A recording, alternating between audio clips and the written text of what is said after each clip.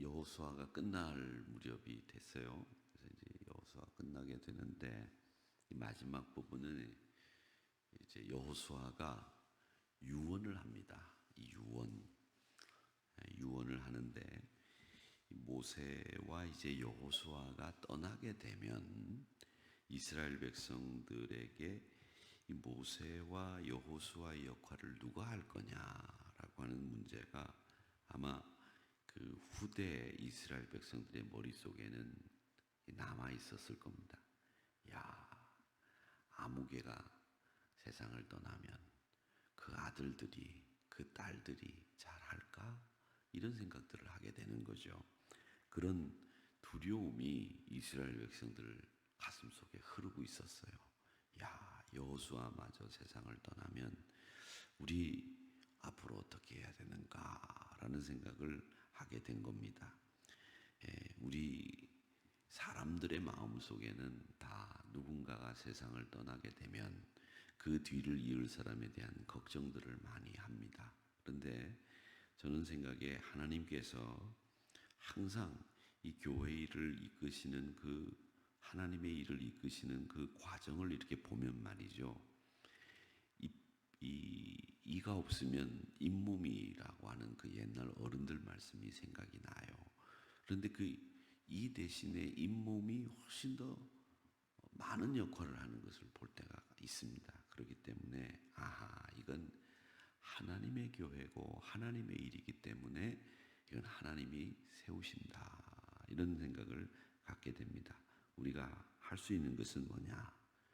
얼매이기 쉬운 지나간 것들을 벗어버리고 믿음을 향해서 앞으로 전진하는 것, 그거밖에는 우리가 할 일이 없다. 이렇게 생각을 하시면 됩니다.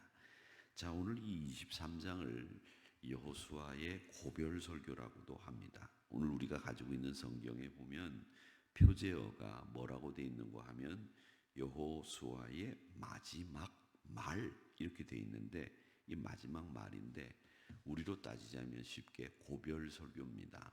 마지막으로 설교하는 거죠. 그 설교를 마지막으로 하는데 이 설교를 마지막으로 하는 것은 이 마지막 설교는 다 목사들이 기억을 하고 성도들도 기억을 합니다. 근데 이 말씀을 마지막으로 하는 이유는 꼭 기억해야 되는 말씀이기 때문에 이 말씀들을 합니다. 그 말씀을 하는 데 있어서 제일 먼저 등장하는 게 뭐냐면 과거를 회상해요. 하나님이 우리를 지금까지 이끄셨다. 이 과거를 회상하면서 이스라엘 백성들에게 은혜를 생각하도록 만드는 말씀들을 하고 있습니다. 아주 명료한 말씀, 메시지가 전달되는데 그게 뭐냐면 하나님께서 전쟁을 이끄셨다. 가나안 정복 전쟁을 하나님이 이끄셨다는 겁니다. 여러분, 우리가 나중 후일 우리의 인생을 회상할 그때에 하나님 앞에 후손들에게, 자손들에게 하나님이 나의 삶을 이끄셨다. 하나님이 나의 삶을 여기까지 오게 하셨다라고 하는 이 하나님 앞에 자신의 삶을 감사함으로 은혜로 회상할 수 있는 이 축복이 여러분들에게 있기를 주님의 이름으로 축원합니다. 우리의 마지막이 원망과 불평으로 끝나지 않고 감사와 은혜로 끝나는 우리의 마지막이 되도록 기도하세요. 그게 참 중요합니다. 그런데 이 여호수아는 그 마지막을 감사와 은혜로 끝내고 있다는 겁니다. 하나님이 나를 이끄셨다. 하나님이 우리를 이끄셨다. 그래서 3절 말씀에 보면 뭐라고 얘기하느냐면 모든 나라에 행하신 일을 너희가 다 보았거니와 너희의 하나님 여호와 그는 너희를 위하여 싸우신 이시니라. 이렇게 말씀하시면서 너희를 위해서 싸우셨다라고 하는 이야기를 분명하게 말씀하고 있습니다.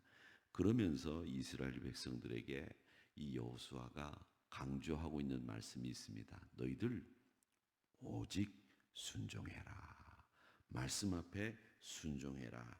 그래서 뭐라고 얘기하느냐면 6절에 보니까 너희는 크게 힘써 모세 율법책에 기록된 것을 다 지켜 행하라.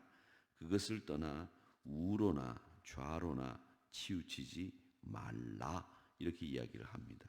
여러분 이 말씀은 기억이 나시죠? 여호수아서 1장에서 하신 말씀입니다.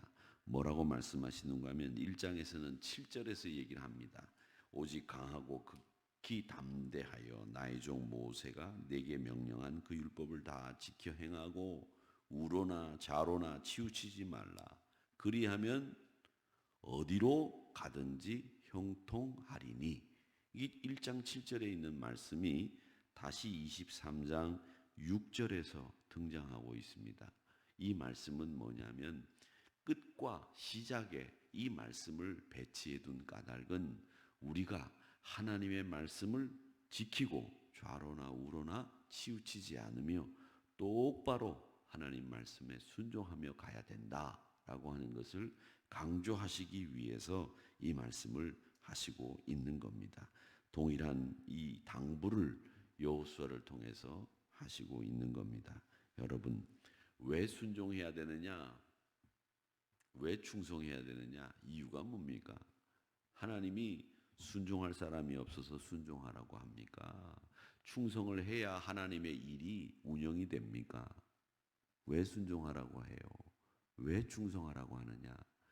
하나님이 원하시는 것은 우리와 함께 하시는 것을 하나님이 원하세요. 하나님이 원하시는 건 큰 기업을 일구고 많은 이익을 내는 걸 하나님이 원하시는 게 아니라고요. 그럴 필요가 없는 분이시지 않습니까? 그러면 하나님이 왜 우리에게 순종하라고 하느냐? 왜 충성하라고 하느냐?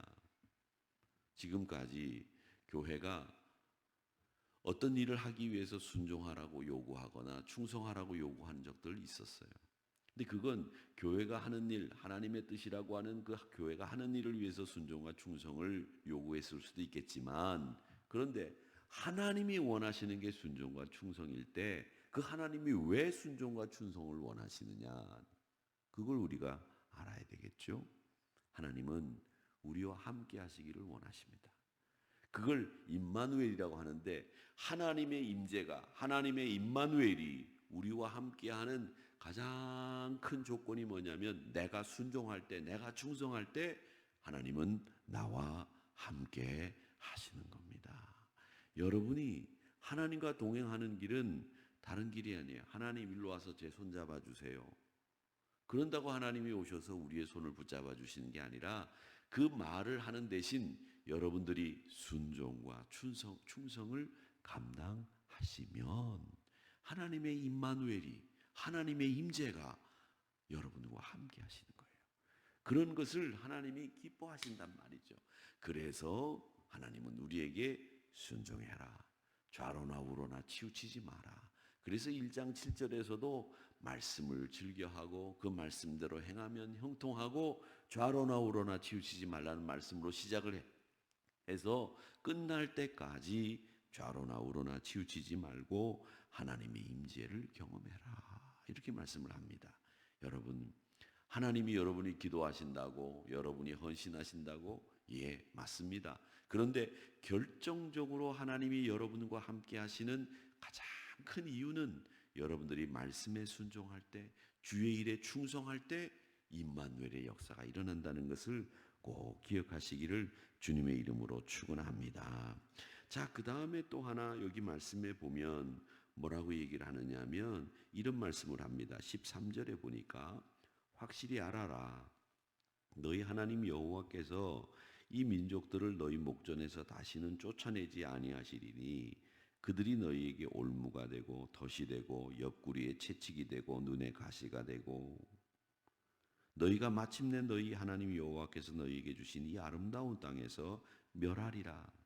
이게 불길한 예언이죠.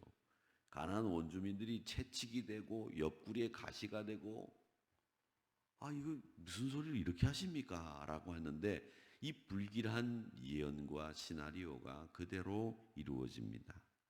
그러니까 이것을 막기 위해서 이스라엘 백성들이 해야 되는 일이 하나 있는데, 그게 뭐냐면 하나님과 깊은 교제를 나누고 하나님과 연합하는 일을 계속 해야 되는 거예요.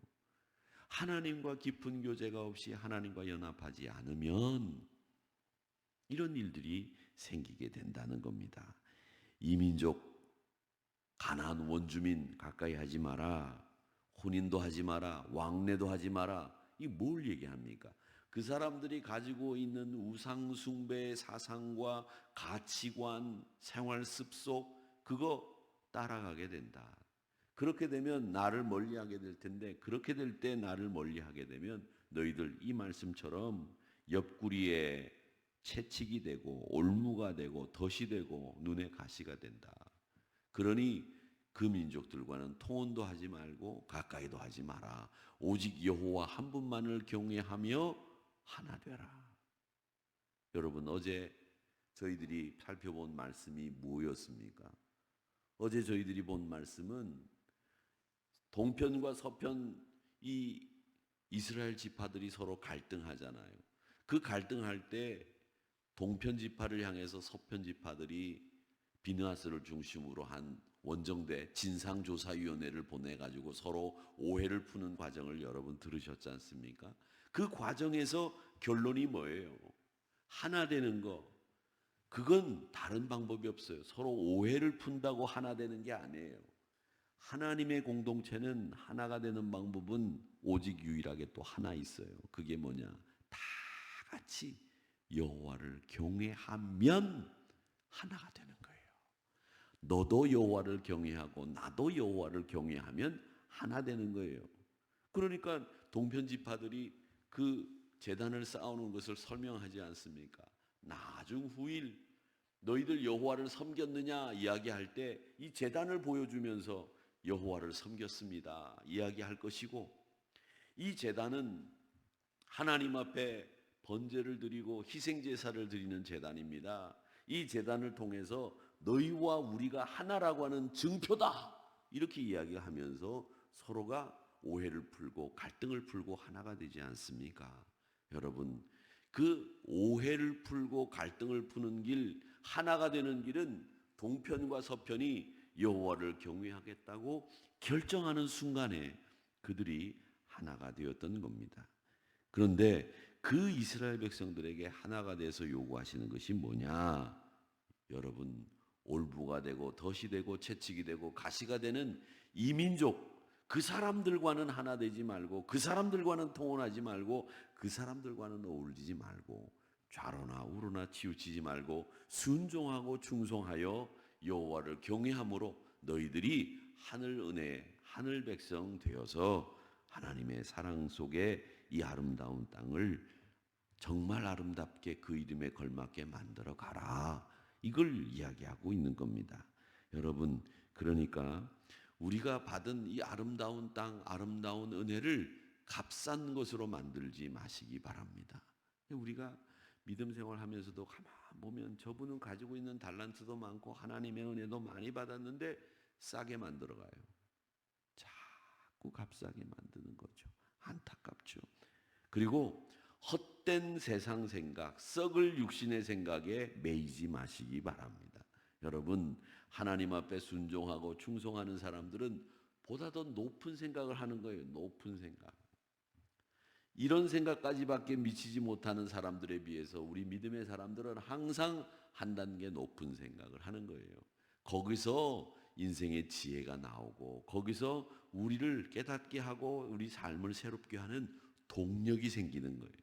그러니까 우리 믿음의 사람들은 헛된 것이 주는 안전한 것처럼 보이는 것들에 매이지 마시고 욕심 부려서 헛된 것들이 우리에게 주는 쾌락과 즐거움 앞에 우리를 맡기지 마시고 항상 값싼 은혜를 멀리하면서 하나님이 주시는 사랑과 하나님이 주시는 은혜 속에 깊이 빠져들기를 주님의 이름으로 축원합니다.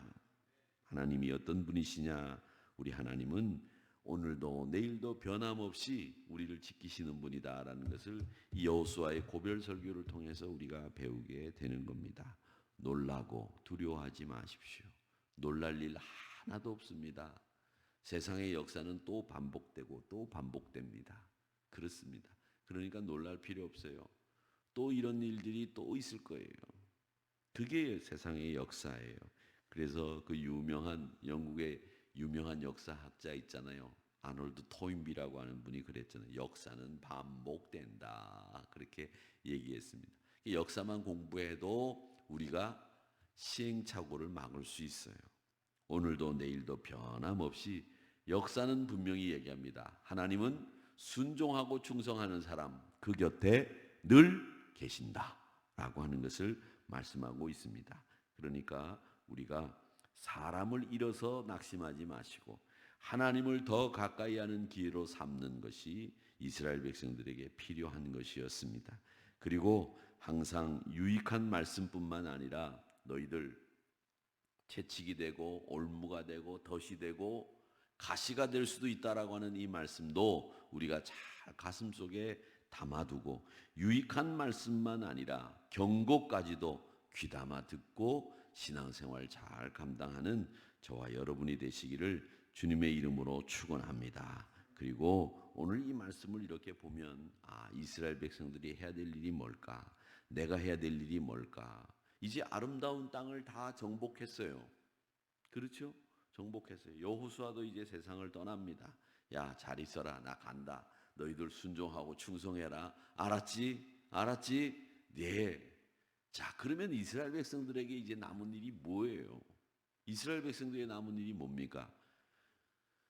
가나안 정복 전쟁을 다 마치고 여호수아가 아직 이제 가나안 민족 중에서 정복하지 못한 사람들도 있지만 어느 정도 마무리가 돼서 여호수아가 하나님 곁으로 이제 세상을 떠나게 되는데 그때 이스라엘 백성들이 해야 될 일이 뭐냐? 이걸 생각하고 우리가 해야 될 일도 생각해 보자는 겁니다. 이제 이스라엘 백성들에게 남은 것은 뭐냐? 하나님 사랑하고 하나님 가까이 하는 백성 되는 거예요. 자, 그러기 위해서는 가나안 신들을 따르는 일을 중지하고 우상 숭배하는 일을 중지하고 하나님을 사랑하고 하나님을 가까이 하는 일을 해야 되는데 그 일을 하는 것을 뭐라고 부르느냐? 이제는 육적인 영토 전쟁에서는 끝났으니 이제는 영적인 전쟁을 해야 될 때가 된 거예요. 영적인 전쟁을. 그래서 이 영적인 전쟁을 통해서 이제는 완벽하게 가나안을 하나님을 경외하는 땅으로 바꿔야 되는 때가 된 거죠. 우리도 마찬가지입니다. 늘 이 영적인 전쟁을 해야 되는, 이제 육적인 전쟁을 어느 정도 마쳤다고 한다면 여러분, 우리가 영적인 전쟁도 병행해 왔다고 한다면 여러분이 이제 진력을 다해야 될 일이 있는데 그게 뭐냐? 영적인 전쟁을 감당해야 될 때가 됐다는 겁니다.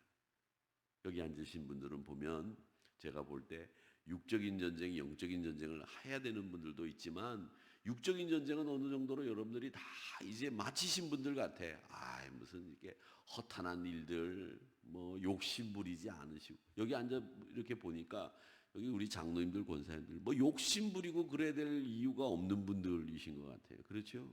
뭐 이제 지금 와가지고 뭐 욕심 부리고 말이지 뭐 아둥바둥하고 제가 보니까 아둥바둥하고 열심히 하셔야 되는 분이 한 두 분 정도 계시긴 한데 나머지 분들을 보면 뭐 아둥바둥 해야 될 이유가 없는 분들이에요. 이제는 영적인 전쟁을 해야 될 때가 됐다. 여러분들이 어느 정도 가나안을 정복했다고 한다면 이제는 그 가나안 땅을 하나님만 섬기는 순종과 충성의 자세로 나갈 수 있는 그럴 때가 됐으니 하나님 나에게 영적인 전쟁을 할 수 있는 힘을 주시옵소서. 그 전쟁에서 승리하게 도와 주시옵소서. 그렇게 기도해야 될 때가 됐다는 겁니다. 이스라엘 백성들 하나님의 말씀을 지키는 일에 크게 힘써야 될 때가 됐던 것처럼 여러분들도 하나님의 말씀에 크게 즐거워하고 기쁘게 순종하는 여러분들이 되시기를 바랍니다. 그때 돕는 손길이 임하게 됩니다. 여러분 순종하고 충성할 때 하나님의 임마누엘이 임재하게 되는 겁니다. 그렇게 될 때 역사가 일어나고 놀라운 변화가 일어나게 되고 영적인 전쟁에서 승리하게 될 줄로 믿습니다. 여러분, 육적인 전쟁도 필요하지만 영적인 전쟁, 이제 우리 삶을 잘 정리하는 데 있어서 꼭 필요한 이 영적인 전쟁에서 여러분 모두가 꼭 승리하시게 되기를 주님의 이름으로 축원합니다. 아버지